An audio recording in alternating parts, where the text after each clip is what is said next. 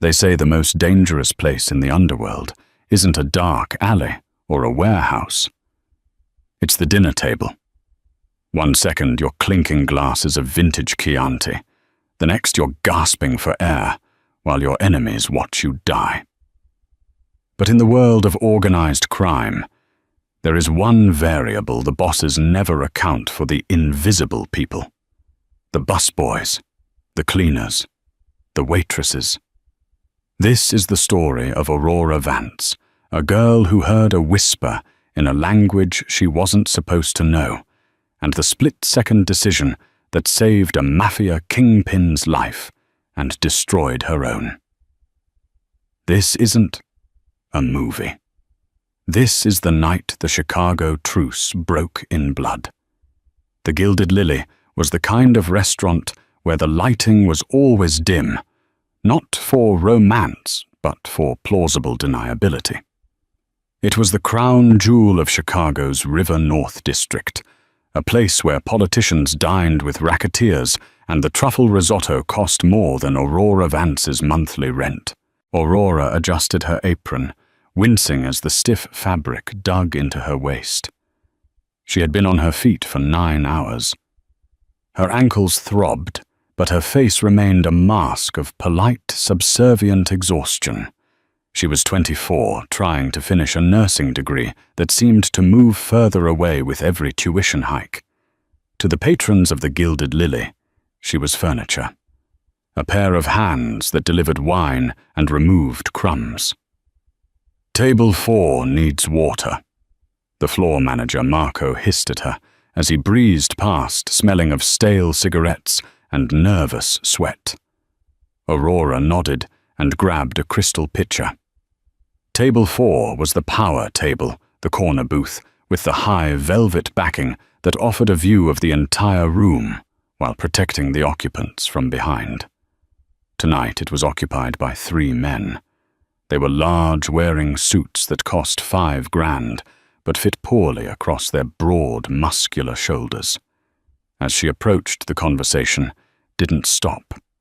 They didn't even look at her. Why would they? To them, she was just an American girl, a nobody. But they weren't speaking English. They were speaking Russian. What they didn't know, what nobody at the restaurant knew, was that Aurora's grandmother, her babushka, had raised her until she was 12. Aurora spoke Russian with the fluency of a native, though she rarely advertised it. It was a secret language she kept for herself, a memory of home. As she poured the sparkling water into the cut glass tumblers, the man in the middle, a scar running through his left eyebrow, spoke in a low, guttural murmur. "Is it done, Sergei?" The man on the right, younger with cold blue eyes and a gold watch that caught the candlelight, nodded. "The sous chef is ours. The money was transferred to his offshore account an hour ago." Aurora's hand trembled slightly. She steadied the pitcher. "Just pour. Don't listen." "Good," the scarred man said. "Moretti arrives in 10 minutes. He always orders the osso buco. Ensure the special seasoning is applied after the tasting spoon. I want him foaming at the mouth before the dessert menu arrives." Aurora felt the blood drain from her face. The water in the pitcher sloshed dangerously. The special seasoning, foaming at the mouth. They were going to kill him. Tonight. Here. The third man laughed softly, a dry, cracking sound. "Foxglove extract. Hard to trace if the medical examiner is on the payroll. Tonight, the Italians fall." Aurora stepped back, clutching the empty pitcher against her chest like a shield. She murmured a generic, "Enjoy your evening," in English, her voice sounding hollow to her own ears. The men ignored her. She rushed back to the kitchen, her heart hammering against her ribs like a trapped bird. The kitchen was a chaotic symphony of shouting chefs, clattering pans, and sizzling oil. She scanned the line. The sous chef, David. David was a quiet man, usually reliable. But tonight, he was sweating profusely. his eyes darting around the room. He was plating the osso buco. The rich braised veal shank sat in a pool of dark, glossy sauce. Aurora watched paralyzed as David reached into his pocket, pulled out a tiny vial, and tapped a clear powder over the meat before covering it with fresh gremolata. He rang the bell. "Order up table 1. The Don is here." Table 1. The owner's table. Aurora looked through the swinging portal window. The front doors opened, and the air in the restaurant seemed to change. The temperature dropped. Dante Moretti walked in. He wasn't what Aurora expected. She had seen mobsters before, loud, brash men with too much jewelry. Dante was different. He was tall, perhaps 32, wearing a charcoal 3-piece suit that was tailored to perfection. He didn't strut. He glided. His hair was dark, swept back, and his eyes were the color of espresso. Dark, intense, and currently scanning the room with the precision of a predator. He was flanked by 2 bodyguards, but they stayed back as he sat alone at table 1. He looked toward. He rubbed his temples as he sat down. "Aurora," Marco snapped. "Table 1. Run the ossobuco. Now. Mr. Moretti doesn't like to wait." Marco shoved the hot plate into her hands. The ceramic burned her fingertips, but the heat was nothing compared to the cold dread settling in her stomach. She walked out of the kitchen. The walk to table 1 felt like walking to the gallows. If I say nothing, a man dies. If I say something, I die. The logic was simple, cold, brutal. She should just put the plate down. It wasn't her business. These men killed each other all the time. It was the ecosystem of the city. Who was she to interfere with natural selection? She reached the table. Dante Moretti looked up. Up close, he was devastatingly handsome, but there was a hardness around his mouth, a cruelty that warned people away. "Your dinner, sir," Aurora said. Her voice didn't shake. She was surprised by her own strength. She placed the plate down. The smell of the saffron risotto and the veal was intoxicating. Dante picked up his fork and knife. He didn't look at her. He cut a piece of the tender meat, swirling it in the poisoned sauce. He raised the fork to his lips. Time stopped. Across the room at table 4, the Russians were watching. Aurora could feel their eyes boring into the back of her skull. Dante's mouth opened. "Don't," Aurora whispered. It was barely a breath, a ghost of a sound. Dante froze. The fork hovered an inch from his lips. He didn't move his head, but his eyes shifted up to her. They were terrifyingly intelligent. "Excuse me," he said, his voice a low baritone that vibrated through the table. Aurora leaned in, pretending to refill his wine glass. She brought her lips close to his ear, violating every protocol of service. "The men at table 4. She breathed her words rapid and quiet. "They speak Russian. They paid the sous chef. Foxglove extract in the sauce. If you eat that, you die in 10 minutes. She pulled back her face pale, her eyes wide with terror. She waited for him to laugh, to yell, to tell her she was crazy. Dante Moretti didn't laugh. He slowly lowered the fork back to the plate. He looked at the meat, then at the sous chef who was peeking through the kitchen window, then at table 4. He looked back at Aurora. For the first time, he really saw her. The stray curl of brown hair escaping her bun. The fear in her hazel eyes. The shaking of her hands. "What is your name?" he asked, his voice calm, terrifyingly steady. "Aurora," she whispered. "Aurora," Dante said. standing up slowly. He buttoned his jacket. "Walk with me. Do not stop. Do not look back." I can't leave. I have a shift." "You don't have a shift anymore, Aurora," Dante said, his hand gripping her upper arm with iron strength. "Because if you stay here, those men at table 4 will peel your skin off to find out what you told me. You're coming with me." And then hell broke loose. The realization hit table 4 instantly. The scarred Russian saw Dante stand up without taking a bite. He saw the waitress whisper. He saw the look in Dante's eyes, the look of a man who knows he has been betrayed. The Russian stood up, knocking his chair over. "Ubeit ich, kill them, get down." Dante roared, shoving Aurora beneath the heavy oak table just as the first shot rang out. Crack! A wineglass on the table exploded, showering them in shards of crystal and expensive red wine. The restaurant erupted into chaos. Patrons screamed, diving under tables. The polite murmur of dinner conversation was replaced by the deafening thunder of gunfire. Dante pulled a gun, a sleek black Beretta from a holster beneath his jacket that Aurora hadn't even noticed. He popped up, fired 2 controlled shots, and ducked back down. "My car is out back," Dante yelled over the screaming. "Kitchen exit! Move!" He grabbed her hand. His grip was painful bruising, but it was the only thing anchoring her to reality.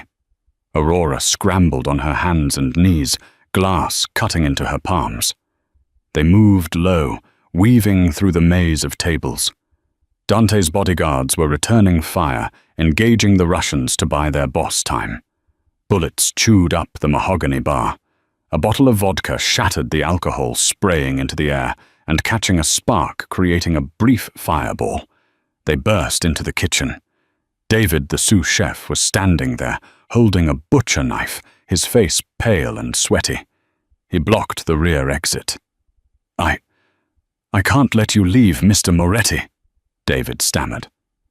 "They have my wife. They said—" Dante didn't hesitate. He didn't ask for an explanation. He didn't offer mercy. He raised his arm and fired a single shot. David dropped the knife, clattering uselessly to the tile floor. Aurora screamed, clapping her hands over her mouth. She had seen violence in movies, but the reality of it, the suddenness, the lack of dramatic music, the wet thud of a body, was sickening. "Move!" Dante shoved her past the body, kicking the back door open. The cold Chicago wind hit them like a physical blow. They were in the alleyway. A black armored SUV was idling there, the driver looking panicked. Dante threw the back door open and practically threw Aurora inside before diving in after her. "Go drive!" Dante screamed at the driver. "Safe house on the West Loop. Now." The tires screeched burning rubber against the asphalt as the SUV fish-tailed out of the alley. Behind them, the back door of the restaurant flew open, and 2 Russians spilled out, firing wildly. A bullet pinged off the bulletproof glass of the rear window, leaving a spiderweb crack but not penetrating. Aurora was hyperventilating. She was curled in the corner of the leather seat, her apron stained with wine and floor grime. Her hands shaking so hard, her teeth rattled. Dante turned to her. The adrenaline was fading from his face, replaced by a cold, calculating fury. He holstered his weapon and looked at her. "Breathe," he commanded. It wasn't a comfort. It was an order. You killed David." Aurora gasped, tears streaming down her face. He made the pasta." "He poisoned my food, Aurora," Dante said coldly. "He chose his sword. You chose yours." He reached into the minibar built into the center console, poured a glass of whiskey and handed it to her. "Drink.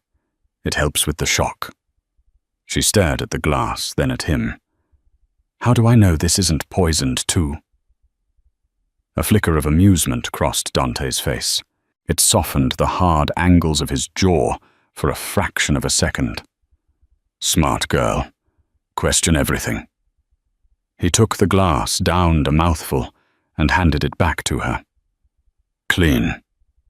Aurora took a sip. The liquid fire burned her throat, but it stopped the shaking. "Why do you speak Russian?" Dante asked. He was watching her like a puzzle he needed to solve. "You look American. You work in an Italian restaurant.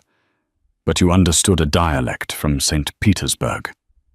"My grandmother," Aurora said, her voice raspy. "She was from there. She raised me. We spoke it at home, so I wouldn't forget my heritage." Dante nodded slowly. He pulled out his phone and dialed a number. "It's me," he said into the phone. "The meeting was a setup. Volkov made a move. Yeah, we're burning the Lily. No witnesses. No, wait." He looked at Aurora. "There is one witness. I have her." Aurora's heart stopped. One witness. That sounded like a liability. "She's with me." Dante continued, his eyes locking onto hers. "She's under my protection. If anyone touches her, they answer to me. Clear the West Loop penthouse. We're going underground." He hung up the phone. The car sped through the city, the lights of Chicago blurring into streaks of gold and red. Aurora looked out of the window. Her life, the boring, struggling life of a nursing student and waitress, was gone. It had ended to the moment she translated that sentence. "Where are we going?" she asked quietly. "To a fortress," Dante said. "The Russians know you exist now. Volkov is a paranoid man. He won't leave loose ends. If you go back to your apartment, you'll be dead by morning." He leaned back, closing his eyes for a moment. "You saved my life, Aurora. In my world that creates a debt, I pay my debts. But you need to understand something." He opened his eyes and the darkness in them was absolute. "You just walked into a war, and the only way out is to win." The SUV descended into a private underground garage. The heavy steel gates clanged shut behind them, sealing them in. Aurora Vance was no longer a waitress.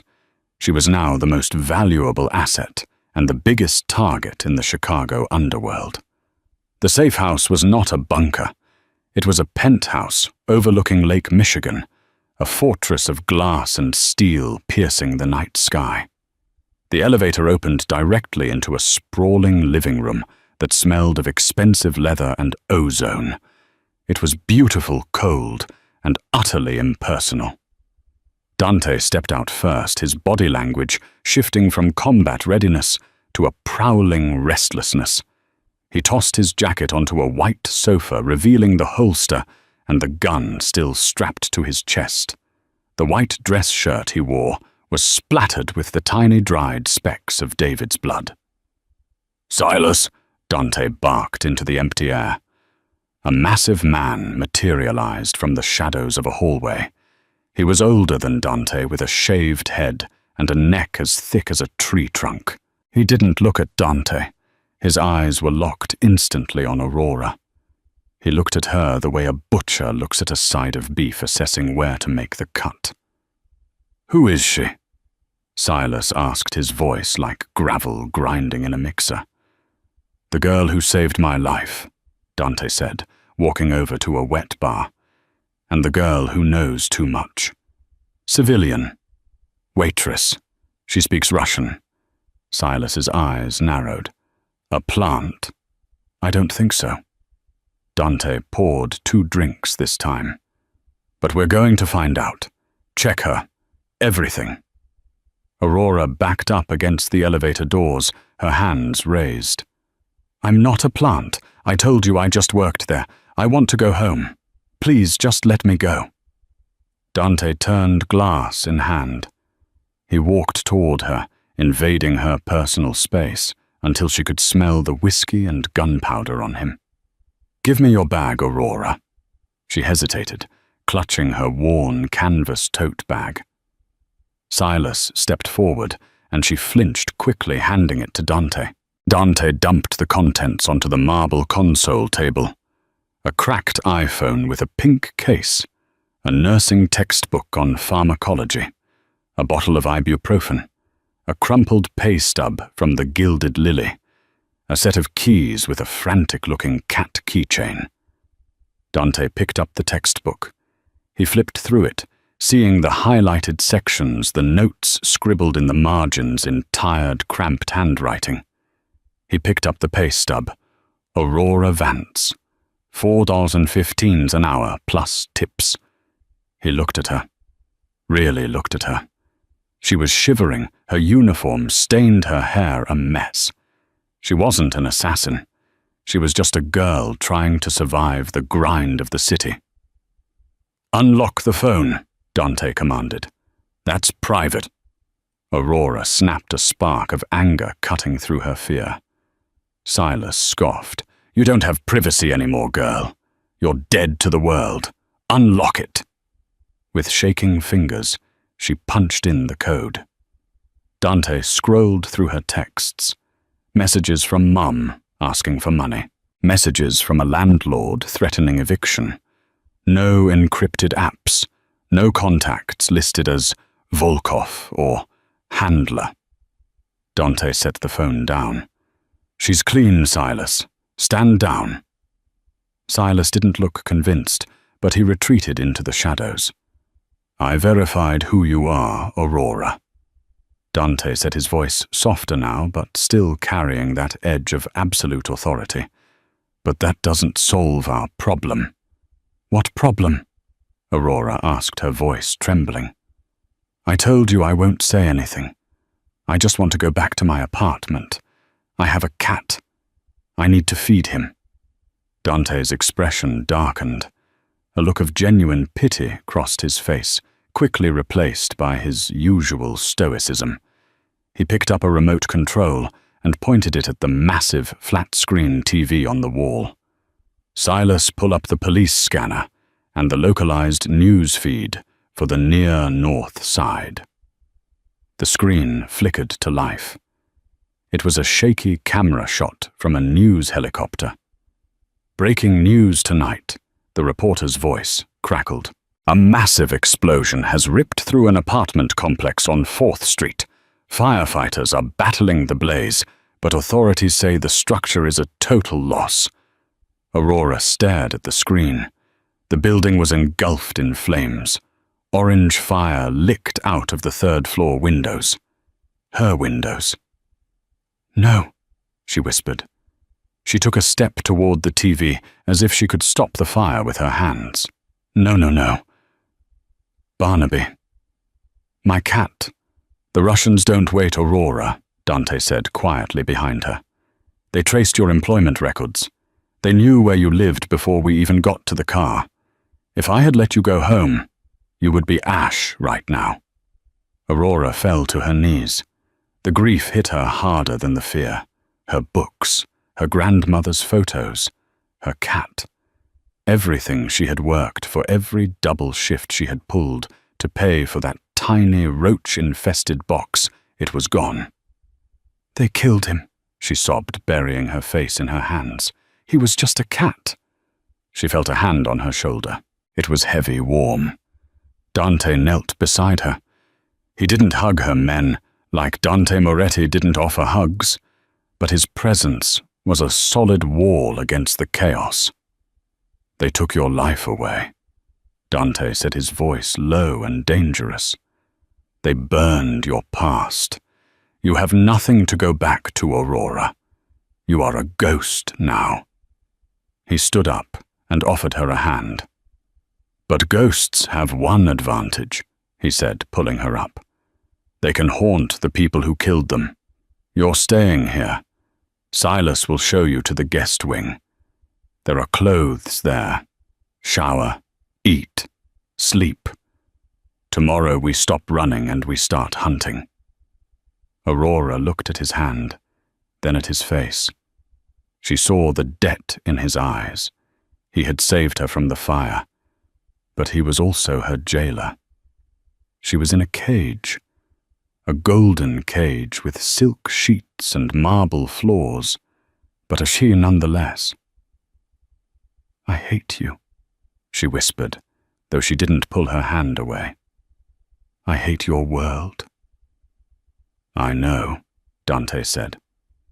"Get some sleep, Aurora." The next morning, Aurora woke up in a bed that cost more than her tuition. For a split second, she thought she was dreaming until the memories of the gunfire and the fire crashed back into her mind. She found clothes in the walk-in closet, designer items tags still on, likely kept for Dante's various paramours. She chose the most modest thing she could find, a pair of black silk joggers and a cashmere sweater that felt like a cloud against her skin. She walked out into the living room. The sun was streaming through the floor-to-ceiling windows, illuminating the dust motes dancing in the air. The atmosphere was tense. Dante was sitting at the dining table, which was covered in maps, tablets, and loose papers. Silas was pacing. There was a third man there now, younger, wearing a flashy blue suit with slicked-back blonde hair. He was laughing, twirling a pen. "Come on, Dante," the blonde man said. "Volkov got lucky. The Gilded Lily was a soft target.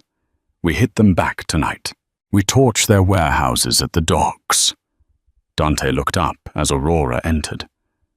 His eyes swept over her, lingering for a second on the way the sweater hung off her shoulder before snapping back to the map. "No," Dante said. "Volkov isn't lucky. He's precise. He knew the table layout. He knew the sous chef's financial troubles. He knew the timing of the shift change. That wasn't surveillance. That was intelligence. "You think we have a leak?" the blonde man asked, his smile fading. "I know we have a leak, Julian," Dante said. Julian, Dante's childhood friend and one of his top lieutenants. Aurora watched them from the doorway. "Aurora," Dante said, not turning around. "Come here." She walked over her bare feet, silent on the wood floor. Julian whistled low. "So this is the little waitress, the one who speaks rusky nice, save Dante. She's easier on the eyes than Silas." "Watch your mouth, Julian." Dante warned, his tone icy. He held out a tablet to Aurora. "We intercepted a localized transmission last night," Dante explained to her. "Shortwave radio encrypted used by Volkov's hit team during the escape. Our tech guys cracked the encryption, but the audio is garbage. Can you make it out?" Aurora took the tablet. Her hands were steady today. The anger had crystallized into something cold and useful. She pressed play. Static. Hissing. Then voices shouting in Russian. "Point B is compromised. The wolf has the girl." Then a pause. A quieter voice, deeper, speaking in a rapid-fire dialect. Aurora frowned. She replayed that section. She lifted the tablet to her ear. "Well," Silas grunted. "It's not just orders," Aurora said softly. "The man in the background. He's on a phone call. He's talking to someone in English." "What is he saying?" Dante asked, leaning in. "He says—" Aurora closed her eyes, focusing on the muffled sound, buried under the Russian shouting. "He says, don't worry. The king doesn't know about the rook. The shipment is still clear for Thursday." The room went deathly silent. "The king," Dante murmured. "That's their code name for me." "And the rook?" Julian asked, looking nervous. "What's that, Orm?" "A chess piece," Dante said. "A castle or a person." "Wait," Aurora said. "There's a sound." "What sound?" in the background of the call, where the English speaker is. Listen." She played the clip again, turning the volume to the max. Beneath the static, there was a faint, rhythmic clink, clink, clink. "It sounds like ice," Julian suggested. "No," Aurora said. Her eyes widened. "It's a lighter, a Zippo. Someone opening and closing it repeatedly. Click, clack, click, clack." Dante's head snapped up. His eyes locked onto Julian. Julian froze. His hand was resting on the table. Next to his hand was a silver Zippo lighter with a custom engraving. He had been playing with it all morning. Click, clack. The air left the room. "Julian," Dante said, his voice terrifyingly soft. "Dante, come on." Julian stammered, his face losing all color. "Half the guys in the outfit use Zippos. It's a classic. You can't think—" "The shipment on Thursday," Dante interrupted. "The guns coming in from Jersey. Only 3 people knew about that schedule. Me, Silas." He paused. "And you." Julian stood up, knocking his chair over. "It's a setup. Volkov is trying to turn us against each other. I've known you since we were kids. Dante, I stood by you when your father died. And that's why you're the only one who could get close enough to kill me," Dante said. He didn't yell. He didn't rage. He just looked broken. Silas moved. For a big man, he was blurringly fast. He grabbed Julian by the throat and slammed him against the wall. Julian clawed at his pocket, trying to pull a gun, but Silas pinned his wrist. "Don't!" Aurora screamed, covering her ears. "Take him to the soundproof room," Dante ordered, turning his back on his friend. "I want to know everything he told Volkov, every safe house, every route, every account number." "Dante, please!" Julian screamed as Silas dragged him away, kicking and thrashing. "They made me do it. They have my sister, Dante." The heavy steel door of the panic room slammed shut, cutting off the screams instantly. The penthouse was quiet again, just the hum of the refrigerator and the sound of Aurora's ragged breathing. Dante stood by the window, looking out at the city that wanted him dead. His hands were gripping the windowsill so hard, his knuckles were white. Aurora watched him. She should be running. She should be terrified of him. He had just ordered the torture of his best friend. But she saw the slump in his shoulders, the isolation. She walked over to him. She didn't know why. Maybe it was the nurse in her drawn to the wound. "He was your friend?" she said quietly. "In this life," Dante said, his voice cracking slightly. "Friends are just enemies who haven't attacked yet." He turned to face her. His eyes were red-rimmed, full of a deep, ancient exhaustion. "You have good ears, Aurora," he said. "You just saved my life for the 2nd time in 24 hours. "I didn't do it for you," Aurora said, crossing her arms. "I did it because if you die, I have no one to protect me from Volkov." Dante stepped closer. The tension in the room shifted. It wasn't about violence anymore. It was charged electric. He reached out and tucked a strand of hair behind her ear.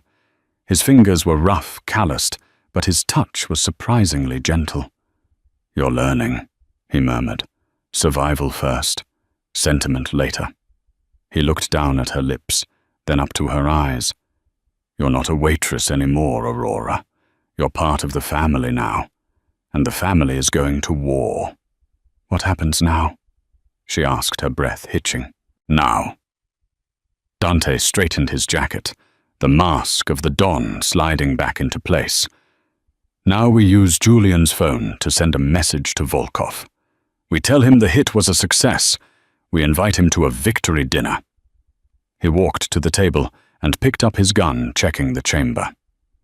"And you, my dear Aurora," he said, turning back to her with a cold, predatory smile, are going to be the bait.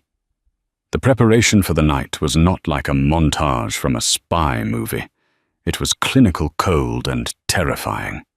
Silas had returned from the soundproof room with Julian's phone and a grim expression. Julian had broken. He had given up the location for the meet, the blind tiger, a speakeasy in the basement of a textile factory in the meat-packing district. It was neutral ground, soundproofed, and private. Volkov expects Julian to bring him your head. Silas grunted, tossing a heavy duffel bag onto the sofa. He thinks the poison worked. He thinks you're dead. Dante stood by the fireplace, the flames reflecting in his dark eyes. Then let's not disappoint him. We'll give him a body, just not mine. He turned to Aurora. She was sitting on the edge of the oversized armchair, hugging her knees. Aurora, Dante said. Stand up. She stood. She felt small in the massive room, surrounded by men who killed for a living. Volkov is smart. Dante began pacing around her. If Julian doesn't show up, he walks. If I show up, he shoots. We need a bridge. We need someone to walk in there, confirm the kill, and get Volkov to sit down and pour a drink. Only then, when his guard is down, do we strike. You want me to go in there? Aurora's voice was an octave higher than usual. They saw me at the restaurant. They know I warned you. They saw a waitress in a uniform in a dark room for 3 seconds, Dante corrected. They don't know you. They know a silhouette. Tonight you aren't a waitress. He snapped his fingers. Silas unzipped the duffel bag. It wasn't full of guns. It was full of boxes. Chanel, Dior, Jimmy Choo. Julian's sister was roughly your size, Silas muttered, looking uncomfortable. We raided her apartment. Put this on.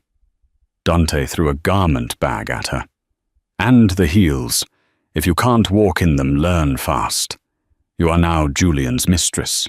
You are the greedy girlfriend who encouraged him to kill his boss so you could take over the city. You are vain, you are bored, and you are dangerous. Aurora looked at the bag. I can't act. Dante stepped in close, grabbing her chin and forcing her to look at him. The intensity of his gaze sucked the air out of her lungs. You lied to the floor manager every day about being happy to serve rude customers, Dante said softly. You lied to your landlord that the rent would be on time.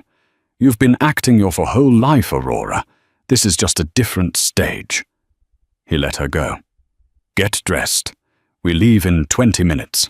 When Aurora emerged from the bedroom conversation in the living room, stopped. She was wearing a dress of liquid scarlet silk. It was backless, plunging dangerously low in the front, with a slit that ran up to her thigh. It was a weapon of a dress designed to distract and disarm. Her hair was pulled back into a severe, elegant chignon, revealing the long line of her neck. She wore diamond earrings that caught the light like cold stars. Silas actually coughed and looked away. Dante didn't look away. He stared at her, his expression unreadable, though his jaw tightened. He walked over to her, circling her slowly. You look... He paused, searching for the word. Expensive. He reached into his pocket and pulled out a small velvet box. He opened it to reveal a choker necklace, a thin band of platinum, with a single blood-red ruby in the center. Lift your hair, he commanded. Aurora obeyed, her hands shaking slightly. Dante clasped the necklace around her throat. His fingers lingered on the nape of her neck for a second too long. The metal was cold against her skin. There is a microphone in the ruby, he whispered into her ear, his breath hot against her skin. And a tracker in the clasp. I will hear every heartbeat, if they touch you. I will burn the city down to get to you." He slipped a small pearl-handled pistol into the garter on her thigh. "Have you ever fired a gun?" "No," Aurora whispered. "Point, squeeze, don't close your eyes." He stepped back, his eyes hard again. "Let's go catch a wolf." The ride to the meatpacking district was silent. The armored SUV felt like a hearse. As they approached the old factory, the streets became deserted. "Here's the play," Dante said, checking his Beretta one last time. "You go in. You tell the doorman you are with Julian. You say Julian is parking the car. The package, my body, is in the trunk.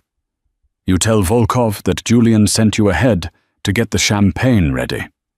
Get him to the table. Get him seated facing the door. And then you drop to the floor," Dante said. The car stopped. "Showtime, Aurora," Dante said. She opened the door and stepped out into the cold night air. Her heels clicked on the pavement. Click-clack, click-clack, like the lighter in the recording. She walked toward the heavy steel door of the blind tiger. She didn't look back. She knew Dante was in the shadows, a ghost waiting to materialize. She knocked. The slat opened. A pair of suspicious eyes peered out. "Julian sent me," Aurora said, channeling every ounce of arrogance she had ever seen from the rich wives at the Gilded Lily. She tossed her hair. "Open the door. It's freezing and I'm not dressed for the weather." The eyes scanned her. The dress, the diamonds, the beauty. The lock clicked. The door opened. Aurora Vance walked into the lion's den. The interior of the blind tiger was oppressive. It was a converted boiler room, all exposed brick-rusted pipes and low-hanging industrial lights that cast long, distorted shadows. The air smelled of cigar smoke and damp concrete. In the center of the room sat a round poker table. 3 men were seated. Standing around the perimeter were 6 more armed with assault rifles.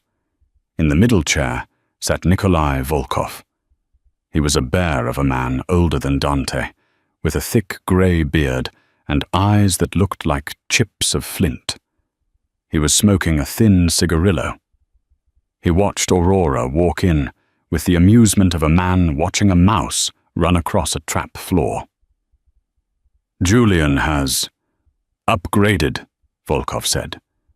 His voice was deep, heavily accented, scratching against the silence. Aurora forced a smile. It felt like her face might crack.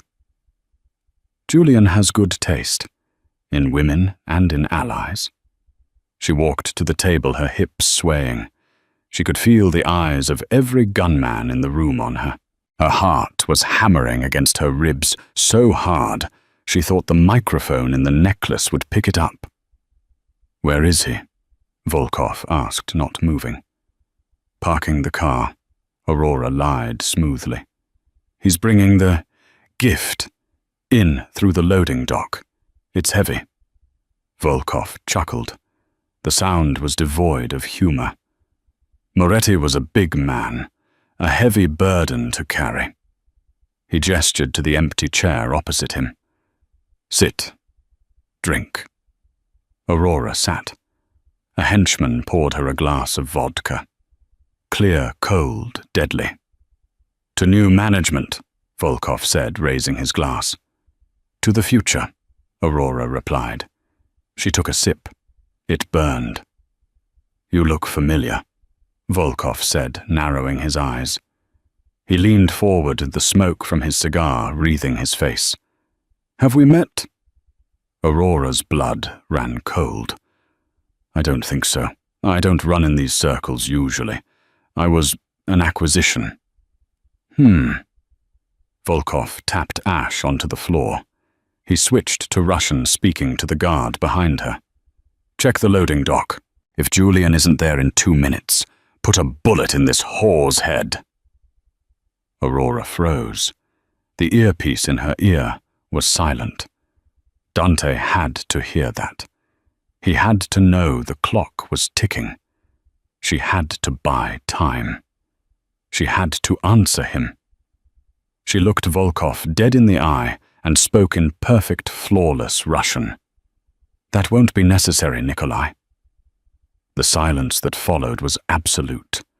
The guard's tensed fingers hovering over triggers. Volkov's eyes widened in genuine shock. "You speak the mother tongue?" Volkov asked slowly in Russian.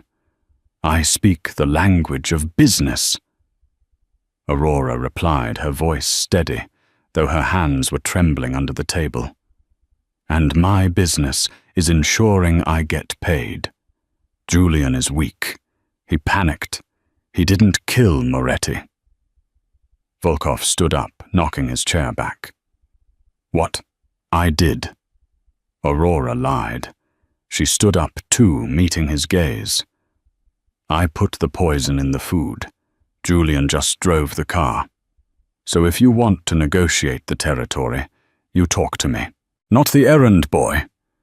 It was a gamble, a massive suicidal gamble, but it made Volkov pause. He respected power. He respected treachery.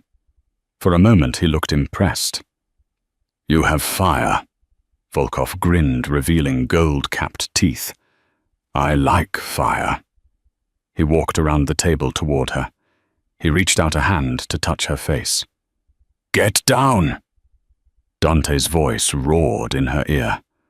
Aurora dropped. The skylight above them shattered.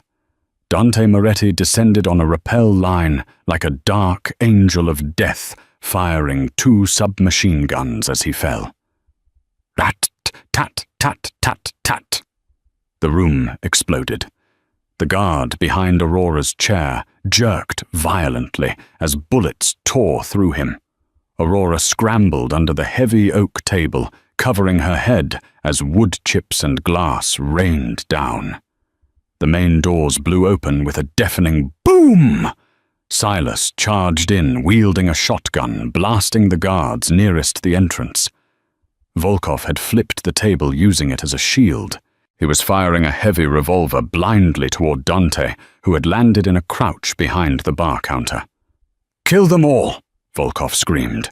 Aurora was exposed. The table was flipped.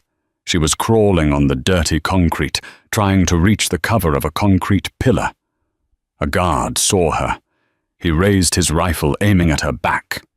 Aurora saw the reflection of the barrel in a puddle of spilled vodka. She remembered the gun in her garter. Point. Squeeze.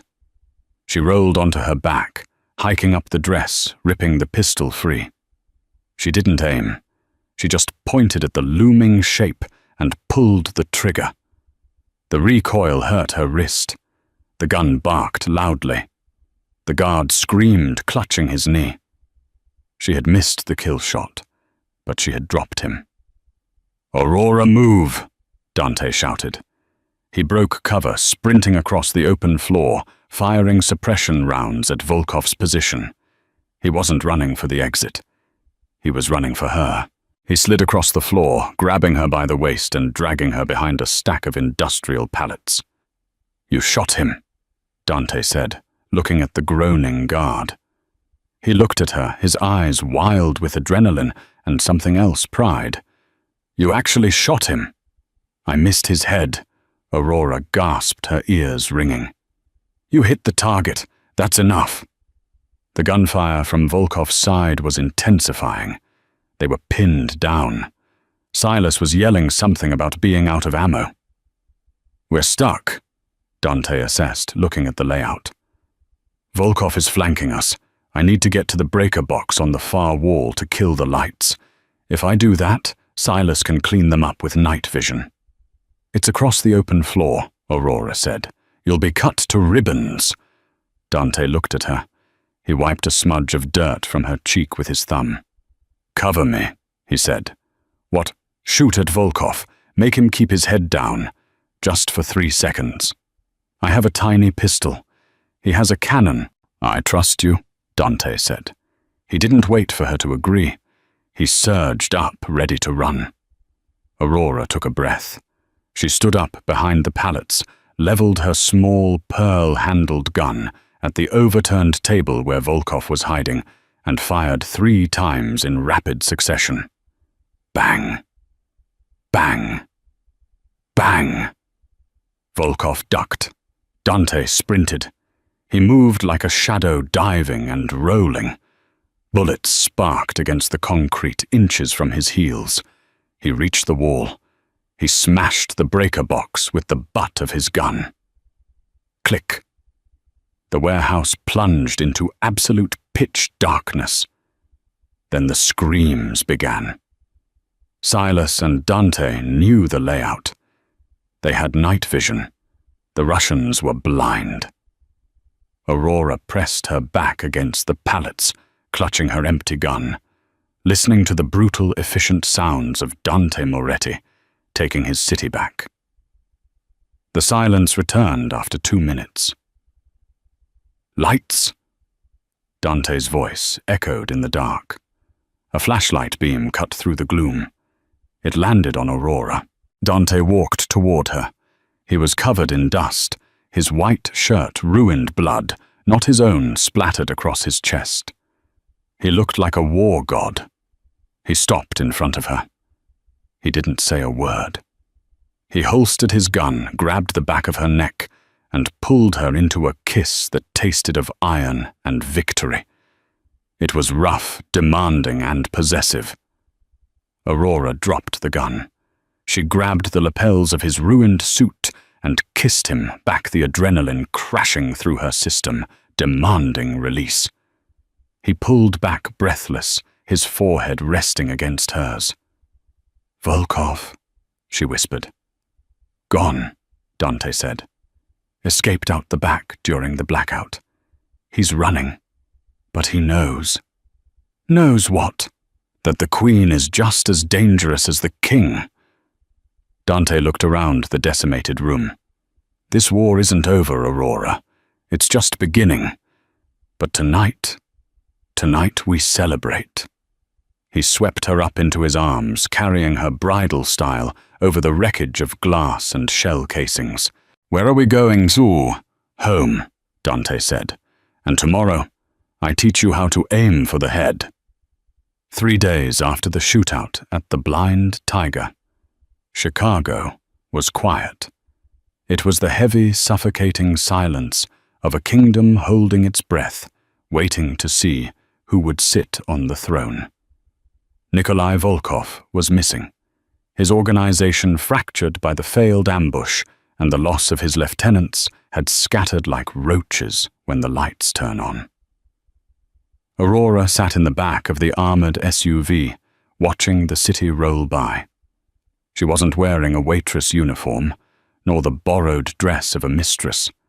She was wearing a tailored black suit, sharp and severe. Her hair was loose. She looked tired, but the fear that had defined her eyes for the last 72 hours was gone. It had been replaced by a steeliness that unnerved even Silas. "We have him," Dante said, looking up from his phone. He didn't need to explain who him was. "Where?" Aurora asked. "The airstrip. He bought a seat on a cargo plane headed for Moscow. He thinks he can outrun his failure." Dante tapped the partition. "Change of plans. We're going to the tarmac." The SUV swerved, accelerating toward the private hangars on the outskirts of O'Hare. When they arrived, the scene was already secured. Silas's men had the cargo plane surrounded. 2 guards were dragging a struggling, shouting figure down the metal ramp. Volkov looked nothing like the terrifying boss of the underworld. He was disheveled, bleeding from a cut on his forehead, dragging a suitcase full of useless cash. Dante stepped out of the car. He buttoned his jacket.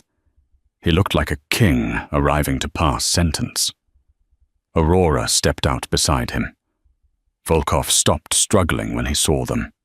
He stared at Dante with hatred, but when his eyes slid to Aurora, there was confusion. You brought the whore. Volkov spat blood, flecking his beard. Dante didn't get angry. He didn't shout.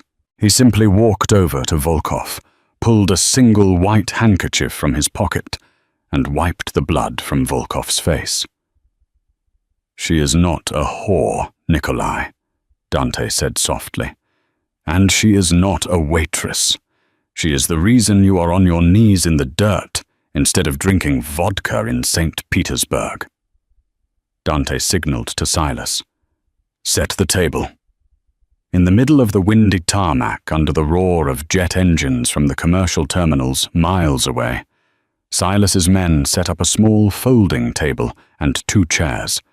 They placed a bottle of expensive Chianti and 2 glasses. Sit, Dante commanded. Volkov was shoved into a chair. Dante sat opposite him. You tried to kill me at dinner, Dante said, uncorking the wine. It is only fitting we finish our meal. He poured 2 glasses. The red liquid swirled dark as blood. I offer you a choice, Nikolai, Dante said. Old country rules. 1 glass is clean. 1 glass has the foxglove extract you paid my sous chef to use. You pick. Volkov stared at the glasses. His hands were shaking. He looked at Dante, trying to read the younger man's poker face. He looked at the wine. They were identical. This is madness, Volkov rasped. This is justice, Dante replied. Choose. Volkov hesitated. He reached for the glass on the left. Then he stopped. He looked at Dante's eyes. He switched and grabbed the glass on the right. I choose this one, Volkov said, bringing the glass to his lips with trembling fingers. He downed it in 1 gulp, praying. He waited. 10 seconds, 20. He didn't foam at the mouth. His heart didn't stop. Volkov let out a breathless, hysterical laugh. I picked right, I live. By the rules of the table, I live. Dante sat back, his expression unchanging. He didn't touch his glass.